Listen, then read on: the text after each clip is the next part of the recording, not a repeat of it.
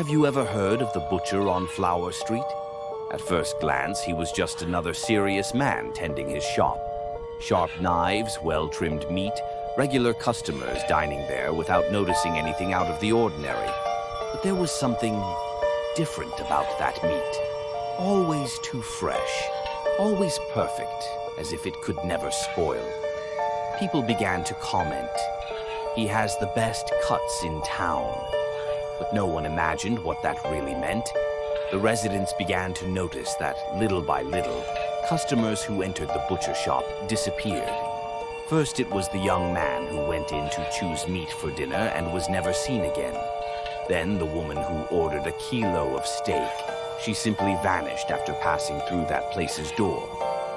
No one cared at first, until the neighbors noticed that these names appeared on an old list pinned to the butcher shop wall, crossed out with a red X, one after the other. One night, curious and with your heart pounding, you approached that fluorescent display where pieces of meat were impeccable, without any sign of deterioration. Something there caught your attention, as if there were a strange glow in the air. The door creaked when you entered, and the butcher stood there, apron stained, watching you with a look too calm, almost satisfied.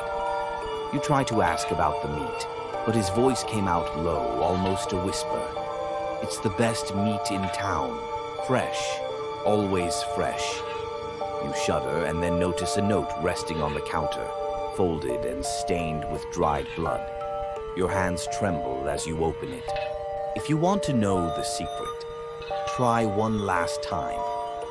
Without thinking straight, driven by a mix of fear and curiosity, you take a slice, and at the first bite, you taste something wrong. A taste that makes you freeze, that traps you in a horrible sensation. As you chew, your thoughts begin to blur, voices whispering, shadows twisting around you. And then he speaks, without lifting the knife, in a cold, low voice. It's not beef.